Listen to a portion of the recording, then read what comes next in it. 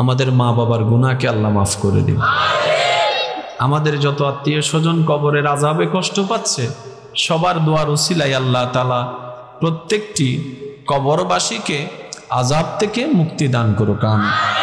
সম্মানিত উপস্থিতি, 9:45 পর্যন্ত আমি আপনাদের সাথে আছি। এই সময়টুকু সবার কাছে আমার অনুরোধ, মনের কান দিয়ে শোনার চেষ্টা করবেন। প্রত্যেকটি কথা মনের কান দিয়ে শোনার পর নিরপেক্ষ বিচারক হয়ে বিবেকের আদালতে ভেবে দেখবেন। সঠিক যদি মনে হয় গ্রহণ করবেন, ভুল যদি মনে হয় বাদ দিয়ে দিবেন, কোনো সমস্যা নেই। 3য় নাম্বার অনুরোধ, আমাকে একটু আওয়াজ দিয়ে সহযোগিতা করতে হবে। যারা যারা করতে রাজি আছেন একবার বলেন মারহাবা, আর একটু আস্তে করে বলেন মারহাবা।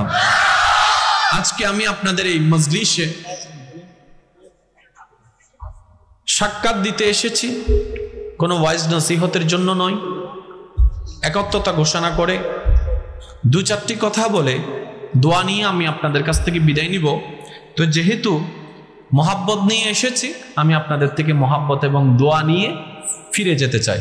দিতে রাজি আছেন ইনশাআল্লাহ? যারা মুরব্বীরা আছেন, দাদা নানা বাবার বয়সী, আপনারা দয়া করে কথা বলার দরকার নেই। আপনারা আওয়াজ দিতে দিতে কালো দাড়ি সাদা করে ফেলেছেন। কষ্ট করে আজকের এই মাহফিল আপনাদের আওয়াজ করতে হবে না। আপনাদের পক্ষ থেকে আমরা নাতি যারা আছি তারাই যথেষ্ট ইনশাআল্লাহ। যুবকরা একজন গর্জন দিয়ে বলেন মারহাবা। এই আওয়াজের পরে দাদা নানার আর কষ্ট করে আওয়াজ করা লাগবে? মারহাবা কইতে যাইয়া যদি দাঁত একটা ফইরা যায়, দাদি না আবার আম করে ফিডাইবো। তোর দাদারে ফাটাইছি ওয়াইজ শুনতো, এখন তো তোদের লাগে মারহাবা কইতে যাইয়া দাদার দাঁতটাও ফিরে গেছে। তা আমরা থাকতে ইনশাআল্লাহ আমার দাদা নানাদের আওয়াজ করার দরকার। তবে এতটুকু বলবো, সওয়াবের ক্ষেত্রে কিপটামি করারও দরকার নাই। আস্তে আস্তে আপনারা সুবহানাল্লাহ কইলে চলবো। আওয়াজটা ইনশাআল্লাহ আমরা যুবকরাই করে ফেলতে রাজি আছি। যুবকরা একবার ডান হাত তুলে দেখাই বলেন তো মারহাবা। আরেকটু আওয়াজে বলেন মারহাবা। আল্লাহ আপনাদের এই যৌবনের শক্তিকে কবুল করুক। আল্লাহ এবং রসুলের খুশির মতো পথে এই যৌবনের শক্তিকে কাজে লাগানোর তৌফিক দান করুক। ইমানদার ভাইয়েরা, মাইকের আওয়াজ এই মুহূর্তে যত দূর পর্যন্ত ছুঁয়ে যাচ্ছে, প্রত্যেকটি মানুষের কর্ণকুহরে যেখানে যাচ্ছে, আমি সবার মনোযোগ আকর্ষণ করছি। একদম গভীর মনোযোগ, একদম সাইলেন্ট ভাবে থাকার চেষ্টা করবেন। আল্লাহ আমাদের সবাইকে বুঝার তৌফিক দান করুক। আমিন।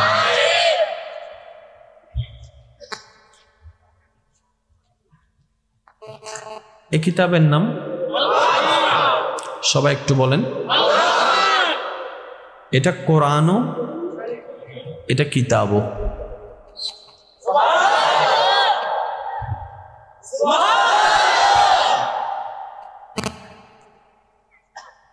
মোবাইলটা একটু দূরে সরাইলে মনে ভালো হয়, গিয়ে আসছে। এ দেখেন এখানে লেখা আছে ইন্নাহু লাকুরআনুন কারীম। ওয়ালাইকুম আসসালাম। ইন্নাহু লাকুরআনুন কারীম, এটা কোরআন। এটা কি? জোরে বলেন, এটা কি? এটা কোরআন, এটা কিতাব।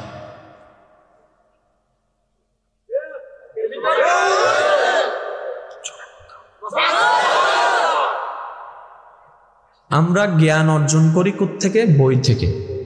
বইয়ের ইংরেজি বুক, বুকের আরবি কিতাব। এবার আপনি ডাক্তার হলো, আপনাকে পড়তে হবে বই। এটা স্কুলে পড়েন আর কলেজে পড়েন কিংবা প্রাইভেটে পড়েন কিংবা ঘরে পড়েন, আপনাকে পড়তে হবে বই। আরেকটু জোরে বলতে হবে। আপনি ইঞ্জিনিয়ার হতে চান, আপনাকে পড়তে হবে বই। আপনাকে আলেম হতে চান, আপনাকে পড়তে হবে বই। ওই বই যেটা সেটাই বুক, যেটাই বুক সেটাই কিতাব। ও আল্লাহ, আমাদেরকে যেটা দিয়েছো সেটা তো ইন্নাহু লাকুরআনুন কারীম, এটা তো কোরআন। আল্লাহ কিতাব বললা কেন? রব্বে কারীম বলে জ্ঞান অর্জন করার জন্য তোমাদের নির্ভর করতে হবে কিতাবের উপরে, বইয়ের উপরে, বুকের উপরে। তা আমি যদি তোমাদেরকে শুধু কোরআন দান করি, বলনেওয়ালা বলবে তোমাদের কাছে জ্ঞান অর্জনের কোনো কিতাব নাই। বান্দারে, তোমাদেরকে এমন একটি কিতাব আমি দান করেছি যেটার নাম কোরআন, কিন্তু কামের সব কিতাবের কাজও করে দিবে। বলেন সুবহান। এবার আসেন, জ্ঞান অর্জন করার জন্য কি দরকার? বই দরকার না? কি বলেন একটু? এখন বইয়ের ইংরেজিটা বলেন, বুকের আরবিটা বলেন। এটা জোরে বলেন কি? তাহলে জ্ঞান অর্জন করার জন্য কি দরকার? কিতাব। জ্ঞান অর্জন করার জন্য কি দরকার? আপনি যা শিখতে চান কিতাব ছাড়া কোনো উপায় নাই। এবার সেই কিতাবের পড়া দুই প্রকার, একটা থিওরিক্যাল আর একটা প্র্যাকটিক্যাল। আপনি যতই ডাক্তারি করেন না কেন, ইন্টার্নি না করলে ডাক্তার হওয়া যাবে। আপনি যতই উকিলিতে পাশ করেন না কেন, অ্যাডভোকেটের সাথে থেকে আপনাকে যদি ফাইল না আলগান, ব্যাক না আলগান, ইন্টার্নি না করেন, আপনি উকিল হতে। তাহলে একটা হচ্ছে থিওরিক্যাল আর একটা হচ্ছে প্র্যাকটিক্যাল। ইমানদার ভাইয়ের একটু আওয়াজ দিয়ে বলবেন কি, মানুষের মনে থাকার ক্ষেত্রে কোন পড়াটা বেশি সহযোগিতা করে, থিওরিক্যাল নাকি প্র্যাকটিক্যাল? তাহলে প্র্যাকটিক্যাল জিনিসটা বুঝতে সহজ, প্র্যাকটিক্যাল জিনিসটা মনে রাখতে সহজ। তাই তো ওই হাতে কলমে কাজ যখন শিখাই দেয় গ্যারেজের ভিতরে, ওই অক্সফোর্ড ইউনিভার্সিটি থেকে পড়ে আসলো, অতটুক বুঝে না গ্যারেজের মধ্যে ছোট্ট বাচ্চা ওই যে মিস্ত্রি বস থেকে দেখতে দেখতে যেইভাবে কাজ শিখে ফেলেছে। আপনার এলাকায় হয়তো আপনার নজরের মধ্যে পড়তে পারে এমন অনেকেই মিস্ত্রি আছে, স্টার্টের আওয়াজ শুনতে পারলেই বুঝতে পারে গাড়ির কোন জায়গায় কি ঝামেলা আছে। অথচ একটা সিগনেচার তাকে করতে দেন, আমার ভাই সিগনেচার করতে জানে না, বলে যে একটা টিপসই দে, টিপসইটা আমি দিয়ে দিই, সিগনেচার করার ক্যাপাসিটি আমার নাই। তাহলে তুমি এত নলেজ পাইলা, তো পাইলা কিভাবে? উস্তাদ থেকে শিখেছি। বলে উস্তাদ থেকে শিখেছি, তো বলে উস্তাদ থেকে শিখার পরে তুমি কিভাবে শিখলা? উইথাউট বই, উইথাউট কিতাব, উইথাউট বুক কিভাবে শিখলা? বলে যে এটা হচ্ছে থিওরিক্যাল, আমি যেভাবে শিখেছি এটা হচ্ছে প্র্যাকটিক্যাল, এটা হচ্ছে প্র্যাকটিক্যাল। তাহলে এই কোরআনের যে কোরআনটা থিওরিক্যাল, এই কোরআনের প্র্যাকটিক্যালটা একটা দরকার। আল্লাহ পাক বলে যার উপর কোরআন নাজিল করেছি সেই নবী রাহমাতুল লিল আলামিনের জীবনী হচ্ছে কোরআনের প্র্যাকটিক্যাল। আরেকটু জোরে বলতে হবে সুবহানাল্লাহ।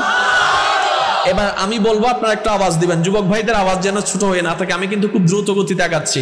এটা কি থিওরিক্যাল? এটা কি নবী রাহমাতুল লিল আলামিনের জীবনী? আরেকটু জোরে বলেন। এবার আসেন, জান্নাতে যাওয়ার জন্য আমাদের নেক আমলের দরকার, একটা গাইডলাইনের দরকার। আল্লাহর পছন্দ জানার জন্য একটা গাইডলাইনের দরকার, আল্লাহর অপছন্দ জানার জন্য একটা গাইডলাইনের দরকার। এই মুহূর্তে আমি যে কথাটা বলছি, উলামায়ে কেরামদের দোয়াকে মাথার উপর ছাদ বানিয়ে, আমার দাদা নানা বাবার বয়সে যারা আছেন ওনাদের দোয়াকে আমি শক্তি বানিয়ে, আমার যুবক ভাইদের আওয়াজকে সহযোগিতার সাথে এগিয়ে আমি সামনে এগোনোর চেষ্টা করছি। উলামায়ে কেরামের দোয়া মওজুদ ইনশাআল্লাহ। এই কোরআন নাজিল, এই কোরআন কেন দরকার? এটা একটা গাইডলাইন, এটা একটা কিতাব, এটা একটা কোরআন, এটা একটা পথ প্রদর্শক, এটা হচ্ছে হাদি, এটা হুদাল্লিল মুত্তাকিন। কথা বলেন ঠিক কিনা? তাহলে আপনার আমার জান্নাতে যাওয়ার জন্য এই কোরআনের দরকার আছে না নাই? আরেকটু জোরে বলেন, কোরআনের দরকার আছে না নাই? হাদিসের দরকার আছে না নাই? তাহলে জীবন সাজানোর জন্য কোরআন হাদিসের দরকার। কারণ কোনটা ভালো, কোনটা করলে রব খুশি হবে আমাদের জানা নাই, কোরআন হাদিস আমাদেরকে জানাই দিবে। কোনটা করলে আল্লাহ এবং রাসূল নারাজ হবে আমাদের জানা নাই, কোরআন হাদিস আমাদেরকে জানাই দিবে। এবার ইমানদার ভাইরা আওয়াজ দিয়ে বলুন, এই কোরআনটা নাজিল হয়েছে কাদের নবীর উপরে? আরেকটু জোরে বলেন। যখন কোরআন নাজিলের বিধান শুরু হচ্ছে তখন আমাদের নবীর বয়স মোবারক কত?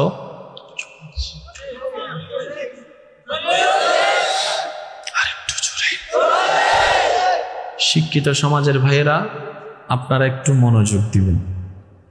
কোরআন যখন আল্লাহ তাআলা নাজিল করা শুরু করেছেন তখন আমাদের নবীজির বয়স মোবারক কত? 40। 39 যখন, তখন কোরআনের কোনো আয়াত, কোরআনের কোনো বিধান। এবার আমি প্রশ্ন করব, আপনারা উত্তর দিবেন। আমরা জানি কোরআন থেকে, তো কোরআনেই যদি না থাকে জানবো কেমনে? জানার কোনো রাস্তা? এবার আমাদের নবী যে কোরআন হচ্ছে মানব জাতির জন্য গাইডলাইনার, সেই কোরআন, আমার আওয়াজকে স্পষ্ট ভাষায় শোনা যাচ্ছে ভাইয়েরা? আর একটু আওয়াজ দিয়ে বলেন, শোনা যাচ্ছে? পয়েন্টটাকে একটু নোট করার চেষ্টা করবেন। যেই কোরআন নাজিল হচ্ছে আমাদের নবীর উপরে আল্লাহর হুকুমে, নবীজির বয়স মোবারক যখন 40 বছর, তখন 39 বছরে কোরআনের কোনো বিধান ছিল না, 38 বছরে কোরআনের কোনো আয়াত ছিল না, 35 বছর বয়সে কোরআনের কোনো বিধান ছিল না, 30 বছর বয়সে কোরআনের কোনো আদেশ নিষেধ ছিল না। কিন্তু বড় চমৎকার বিষয় কি জানেন, 40 থেকে কোরআন নাজিল শুরু হলো, দ্যাট মিন্স সেই কোরআনটার আসা শুরু হলো, কিন্তু কমপ্লিট কোরআন হতে লেগেছে 23টা বছর। 23টা বছর। কিন্তু আমাদের নবীর কাছে 40টা বছর আগের জীবনী যদি আপনি দেখেন, 40 বছরের আগের এই জীবনীটা একটাও কোরআন হাদিসের বাইরে ছিল না, সম্পূর্ণ কোরআনের ভিতরেই ছিল। আপনারা কি বুঝতে পারছেন কথা?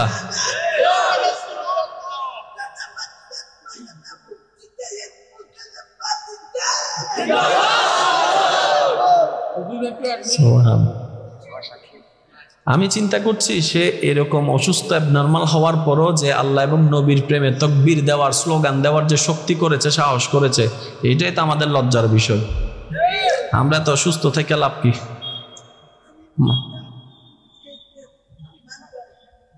তাই মাশাআল্লাহ, আপনি আমার জন্য দোয়া করিয়েন। হ্যাঁ মাশাআল্লাহ, ওদের দোয়া কবুল। সুবহানাল্লাহ, ওদের দোয়া কবুল, অন্ধর দোয়া কবুল, বিকলাঙ্গের দোয়া কবুল, ল্যাংড়ার দোয়া কবুল, থোতলার দোয়া কবুল, বোবার দোয়া কবুল।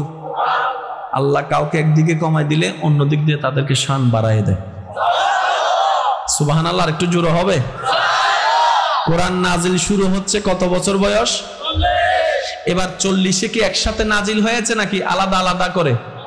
তাহলে পুরা কোরআনটা আমরা যে কোরআনটার উপর নির্ভর করি, সেই কোরআনটা নবীর উপর নাজিল হয়েছে 23 বছরে, কিন্তু 40 বছর আগে কোনো কোরআনের নাজিল ছিল না। কিন্তু তাইলে তো আমাদের নবীর চরিত্র তো কোরআনের বিরোধী হওয়া দরকার ছিল। কিন্তু বাস্তবতা দেখা যায় 1 থেকে 40 বছরের নবীর জীবনী গবেষণা করলে আপনি সেটাই পাবেন যেটা 40 থেকে 63-তে কোরআনে আছে, সেটাই আগে থেকে আমার নবীর জীবনীতে আল্লাহ দয়া করে দান করে দিয়েছে। আল্লাহু আকবার, আল্লাহু আকবার। উচ্চ আওয়াজ একবার বলেন সুবহানাল্লাহ। আর একটু জোরে বলা যাবে সুবহানাল্লাহ? এবার আসুন, এই কোরআনের মধ্যে কোন প্রকার ঝামেলা, একটা আওয়াজ দেন না। এই কোরআনের মধ্যে কোন প্রকার সন্দেহ, এই কোরআনের মধ্যে কোন দিকে কোনো কমতি। শুনে রাখবেন এবং মনে রাখবেন, আল্লাহ তাআলা এই কোরআনকে কমপ্লিট করে পাঠিয়েছেন।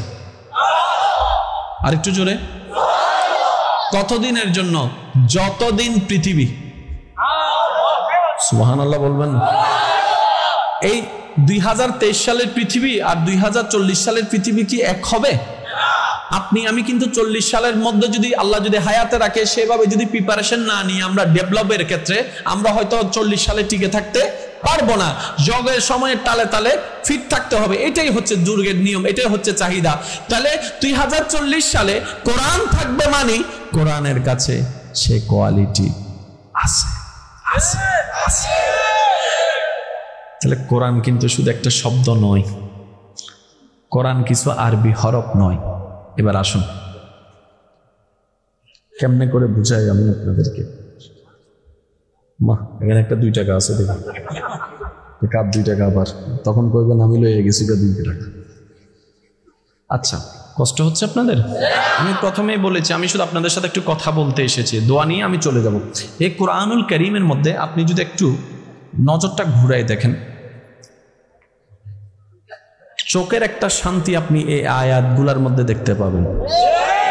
সুবহানাল্লাহ বললে আর একটু জোরে বলেন। কোরআনের আয়াতগুলোর দিকে যদি আপনি পড়তে না পারেন, এমনি চোখ ঘুরান,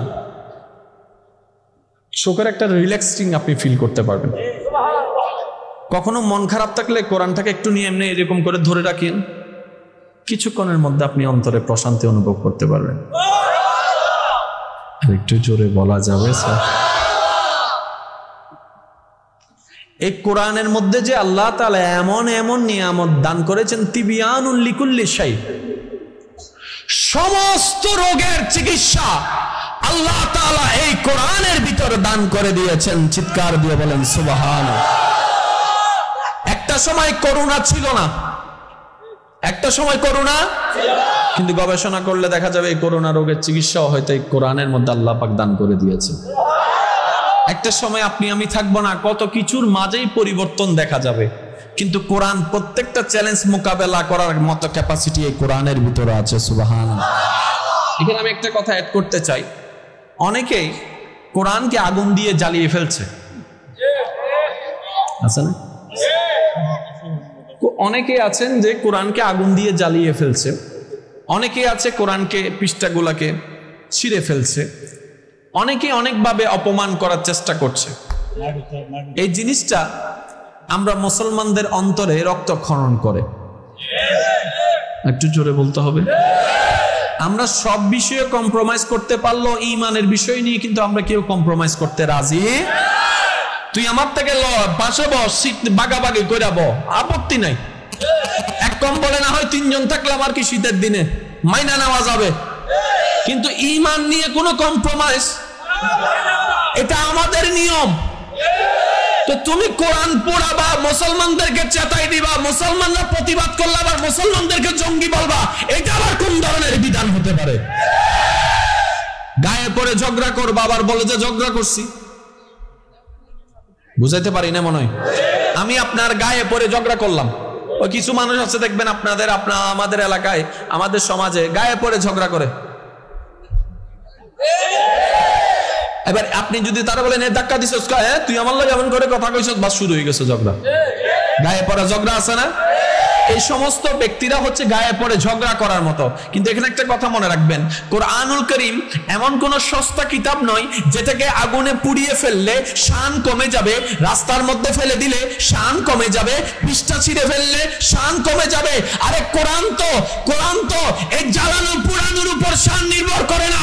এই কোরআন আবাদুল আবাদ শান থাকবে, কারণ হচ্ছে কোরআন হচ্ছে কালামুল্লাহ, নাজিল হয়েছে নবী রাহমাতুল লিল আলামিনের উপরে, যার আসল বাড়ি হচ্ছে লৌহে মাহফুজের মধ্যে। চিৎকার দিয়ে বলেন সুবহানাল্লাহ। হাজার চেষ্টা করলে কোরআনের শান কমাইতে পারবেন না। তবে আমরা একটা মেসেজ দিতে চাই, মানুষ জ্বালায় কখন জানেন? যখন সে পারে না, হাইরা যায়, কথায় যখন হেরে যায়, সে শক্তি দিয়ে জিততে চায়। জানি না আপনারা আমার সাথে একমত হচ্ছেন কিনা। যখন বাকবিতণ্ডে হেরে যাচ্ছে, কি কইছ তুই, তখন সে শক্তি দিয়ে জেতার চেষ্টা করে। তো কোরআন যারা পড়েছ, শ্রদ্ধার সাথে তোমাদের কাছে আমার একটা আবেদন, এতই যদি তোমাদের পাওয়ার থাকে, কোরআনকে পড়াই তো নিজের মনের স্বাদ মিটাইলা, ঠিক আছে মানলাম, যাও, তোমারটা তোমার নসিব। লিগ্যালি ভাবে কোরআনের সাথে একটু মোকাবেলা করো না জ্ঞান দিয়ে। তুমি তোমার জ্ঞান নিয়ে আসো, কোরআনের জ্ঞান প্রচার করবে। তুমি কোরআনকে জ্ঞান দিয়ে ভুল করে দেখাও, তুমি হেরে যাবা। কোরআন সেখানেও মাথা উঁচু করে দাঁড়ায় থাকবে। সুবহানাল্লাহ। বড় বড় জ্ঞানীরা পর্যন্ত যেখানে সে সারেন্ডার করেছে, এটার নাম কোরআন, যার বাস্তব প্রমাণ ডক্টর মরিস বুকাইলি। যুবক ভাইরা আওয়াজ দিয়ে বলেন না একটু। ডক্টর মরিস বুকাইলির মতো ফ্রান্সের একজন চিকিৎসা বিজ্ঞানী, যে কোরআনের গবেষণার সামনে নিজের জ্ঞানকে নত করতে বাধ্য হয়েছে এবং স্বীকার করেছে কোরআন কোনো ব্যক্তির লেখা কিতাব নয়, কোরআন হচ্ছে স্বর্গীয় কোন একটা বিষয়। তুমি তেমন ভাবে ব্যাখ্যা দিতে গিয়ে, যেটার ব্যাখ্যা আমরা বলি কোরআন কোন ব্যক্তির কালাম নয়, কুল কায়নাতের খালিক মালিক রব্বুল আলামিনের কালাম। চিৎকার দিয়ে বলেন সুবহানাল্লাহ। ইমানদার ভাইরা বলেন, আমরা একদিন চলে যাব, কোরআন তখনও থাকবে। কথা বলেন ঠিক কিনা? আমরা একদিন পৃথিবীতে আমাদের নামটাও থাকবে না, কিন্তু কোরআনের নাম স্বর্ণাক্ষরে লেখা থাকবে। এই কিতাব পেয়েছি আমরা। আসুন, কষ্ট হচ্ছে আপনাদের? যুবক ভাইরা কি বিরক্ত হচ্ছেন? এই কোরআনকে আল্লাহ তাআলা নাজিল করলেন কোথায়? আমাদের নবীর, জোরে বলেন, আমাদের নবীর। আল্লাহ কেমন আমাদের নবীকে শান দান করেছেন। আমাদের দলের যারা আছেন, আমাদের নবীর উম্মত রহমাতুল লিল আলামিন গ্রুপ যারা আছেন, তারা একবার বলেন সুবহানাল্লাহ। তার মানে এখানে বিরোধী দল আওয়াজে প্রমাণ করতে হবে তো বিরোধী দল। এখানে কোনো অন্য নবীর গ্রুপ আসেনি, এখানে সবগুলা শেষ নবীর গ্রুপ, ঠিক কিনা? যারা যারা শেষ নবীর গ্রুপ তারা একবার বলেন সুবহানাল্লাহ। রহমতুল লিল আলামিন নবীর উম্মতের গ্রুপ একবার বলেন সুবহানাল্লাহ, একবার বলেন আল্লাহু আকবার। এবার আমার যুবক ভাইরা আওয়াজ দিয়ে বলেন, এই কোরআনের সাথে কেউ চ্যালেঞ্জ করতে পারবে? পেরে টিকে থাকতে পারবে? কেন জানেন? যেই কিতাব নিয়ে আমরা চ্যালেঞ্জ করব, এই পয়েন্টটা একটু নোট করবেন, যেই কিতাব নিয়ে আমি চ্যালেঞ্জ করব কোরআনের সাথে, সেই কিতাব লেখনেওয়ালা মানুষ। যে কিতাব নিয়ে আমি চ্যালেঞ্জটা করব সে কিতাবের লেখনেওয়ালা মানুষ, আর সেই মানুষের ব্রেন দাতা ওই আল্লাহর কিতাব হচ্ছে। আরেকটু জোরে বলেন না সুবহানাল্লাহ। সব বিজ্ঞানীর লেখা কি এক? জোরে বলতে হবে। সব আলেমের এলম কি এক? সব হাফেজের স্মরণ শক্তি কি এক? সব ডাক্তারদের অভিজ্ঞতা কি এক? তাহলে যতই ডাক্তার বলেন, ইঞ্জিনিয়ার বলেন, ডক্টর বলেন, ডাক্তার বলেন, আলেম বলেন, মুফতি বলেন, মুহাদ্দিস বলেন, ছাত্র বলে, হাফেজ বলেন, মা বলেন, বাবা বলেন, এই বলেন, সে বলেন, ইঞ্জিনিয়ার বলেন, পাইলট বলেন, এই বলেন, মন্ত্রী বলেন, মিনিস্টার বলেন, প্রধানমন্ত্রী বলেন, তাদের যে জ্ঞানের কারণে তারা সেই জায়গাটা নিয়েছে, ওই জ্ঞানটা থাকে ব্রেনে, আর ব্রেন দাতা হচ্ছে আল্লাহ, জ্ঞান দাতা হচ্ছে আল্লাহ। ওই আল্লাহর কালাম হচ্ছে কোরআনুল কারীম। এর সাথে টক্কর লাগানোর জন্য কোন কিতাব লাগবে? এটার মতো আরেকটা লাগবে। এটার সাথে যদি আপনি লিগ্যালি টক্কর লাগাতে চান, এটার মতো আরেকটা কিতাব লাগবে। এটার মতো আরেকটা কিতাব লাগলে এটাকে বলনেওয়ালা আরেকজন আল্লাহ লাগবে। আর আমাদের আল্লাহ হচ্ছে কুল হুয়াল্লাহু আহাদ। একটু বোঝার চেষ্টা করেন আল্লাহর ওয়াস্তে। আমি প্রথমেই বলেছি ভাইয়া, এই কান দিয়ে শুনেন না, একটু 10টা মিনিট এই কান দিয়ে শুনেন। এটার সাথে টক্কর দেওয়ার জন্য আরেকটা এমন লাগবে। তো এমনটা তো বাজার থেকে একটা লাইব্রেরি থেকে বানাই আনলে হবে না, ওটার মধ্যে তো কিছু লেখা লাগবে। তো ওই লেখাটা যদি আমি লিখি তাহলে তো ফেল হয়ে যাব। তাহলে ওই লেখাটা এমন একজন থেকে লিখে আনতে হবে যেটা হচ্ছে আল্লাহ। তো আল্লাহকে এক, আল্লাহু আহাদ, হুয়াল্লাহু আহাদ, হুয়াল্লাহু আহাদ। তার মানে একজন আল্লাহ ছাড়া কোনো ইলাহ নাই। ওনার কিতাব হচ্ছে কালাম কোরআন। এই কোরআনের সাথে টক্কর দেওয়ার মতো তা কিয়ামত পর্যন্ত লিগ্যালি ভাবে কারো কোনো সাহস নাই, কারো কোনো পাওয়ার নাই, কারো কোনো কিতাব নাই, কারো কোনো কলম নাই, কারো কোনো জ্ঞান নাই, কারো কোনো কম্পিউটার নাই, কারো কোনো বিজ্ঞান নাই, কারো কোনো সায়েন্স নাই, কারো কোনো পাওয়ারই নাই। এটার নাম কোরআনুল কারীম। ভাগ্যক্রমে ওই কোরআনটা আমরা পেয়েছি। আফসোস আমাদের জন্য, ওই কোরআনের গুরুত্বটা বুঝতে না পারার কারণে, উপলব্ধি করতে না পারার কারণে আজকে সেই কোরআনটা ঘরের মধ্যে থাকের মধ্যে পড়ে আছে, যে কোরআনের উপরে ধুল পড়ে আছে। কষ্ট পাচ্ছেন মনে হয় আমার কথা। কিরে ভাইয়া, কোরআনের উপর ধুল পড়ে আছে কেন? এখনো রমজান মাস আসেনি তো, রমজান মাস আসলে একটু পরিষ্কার।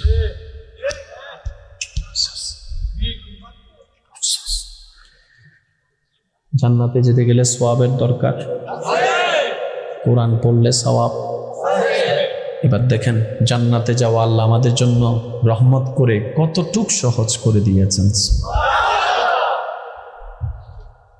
কোরআনুল কারীম তেলাওয়াত করলে সওয়াব, দেখে তেলাওয়াত করলে অন্যরকম সওয়াব। এবার সবাই তো পড়তে জানে না। এবার আমাদের নবী রাহমাতুল লিল আলামিন রব্বে কারীমের দরবারে দরখাস্ত করছেন, ইয়া রব, জান্নাতে যেতে গেলে তো নেকির পাহাড় লাগবে। হাজার নেকি পাওয়ার মাধ্যমের একটি মাধ্যম হচ্ছে কোরআন তেলাওয়াত করা। সুবহানাল্লাহ, একটু জোরে বলেন। কোরআন তেলাওয়াত করা। ইয়া রব, আমার উম্মতের ভিতরে তো অনেকেই আছে যারা ছোট্টবেলা থেকে সংসারের হাল ধরার জন্য পড়ালেখা করার আর কোনো সুযোগ পাবে না, অনেকে মক্তবে পর্যন্ত পড়তে পারবে না। ইয়া রব, তুমি তো বড় দয়াবান, তাহলে যদি পড়লে সওয়াব সীমাবদ্ধ হয়ে যায়, আমার উম্মত যারা পড়তে জানে না তাহলে কিভাবে সওয়াব পাবে? রব্বে কারীম আমাদের নবীর মুখে মুস্কি হাসি ফুটে আমাদের জীবন যাত্রাকে সহজ করে দেওয়ার জন্য রব্বে কারীম বলে, ও আমার নবী রাহমাতুল রাহমাতুল লিল আলামিন আপনার উম্মতদেরকে জানিয়ে দিন, তারা যদি পড়তে না পারে অন্তত কেউ যদি পড়ে সেটা যদি কানে শুনে সেখানেও আমি আল্লাহ সওয়াব দান করে দিব। আল্লাহু আকবার। এবার যারা অন্ধ, চোখে দেখে না, কানের সওয়াব নিতে পারবে। এবার আসেন, অনেকে কানে শুনে মুখেও বলতে জানে, তারা কিভাবে সওয়াব পাবে? আল্লাহ পাক বলে চোখ দিয়ে তাকাইতে বলেন। তাহলে আপনি দেখেন, সুস্থ মানুষও এখান থেকে ফায়দা নিতে পারে, অসুস্থ মানুষ এখান থেকে ফায়দা নিতে পারে, পড়নেওয়ালাও এখান থেকে ফায়দা নিতে পারে, যারা পড়তে জানে না আমার মতো তারাও এখান থেকে ফায়দা নিতে জানে। অর্থাৎ ইসলামটা ইকুয়াল, কোরআনটা ইকুয়াল, নবী রাহমাতুল লিল আলামিন ইকুয়াল। এটা কোনো এককেন্দ্রিকের জন্য নয়, এটা সবার জন্য, সবার জন্য, সবার জন্য। সুবহানাল্লাহ। এখানে একটা কথা মনে রাখবেন আমার ভাইয়েরা, এই কোরআনটা কিন্তু আমাদের নয়, এটা সবার। সুবহানাল্লাহ বলুন। আপনাদের চেহারা দেখে মনে হচ্ছে আপনারা বিরক্ত হয়ে গেছেন। আর সময় আছে 10 থেকে 15 মিনিট, তারপর আমি শেষ করে দিচ্ছি। আমি আপনাদেরকে, আপনাদের আওয়াজ শুনে মনে হয় হুজুর চলে যান তাড়াতাড়ি। এদিকের আওয়াজ আমি শুনতেছি নাকি আমার কান বয় হয়ে গেছে, আমি এদিকটা শুনতেছি না, এর লেগে কইতেছি এদিকে কি জিন্দা আসেনি মানুষ? এই বাসের পাশে যারা আছেন আপনারা চুপ করে থাকেন, আমার ভাই এদিকে যারা আছেন একবার বলেন তো দেখি মারহাবা। বাপরে বাপ, আওয়াজ তো আছে। এবার আপনারা একবার বলেন তো দেখি মারহাবা। এই আওয়াজটা একটু বাড়ছে, আপনারা একটু মনে মনে স্প্রাইট খাইয়ালান। এবার কোন মারহাবা, বাইরে গেছে, এবার সবাই মিলে কোন মারহাবা। এই আওয়াজ একবার দেখি নবীর উপর, নবীর উম্মতেরা দরুদ শরীফ পড়েন তো। আল্লাহুম্মা সাল্লি আলা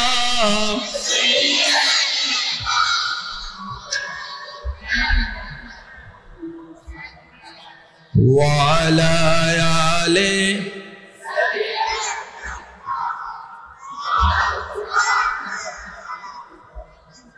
মাশাআল্লাহ। একবার বলেন মারহাবা।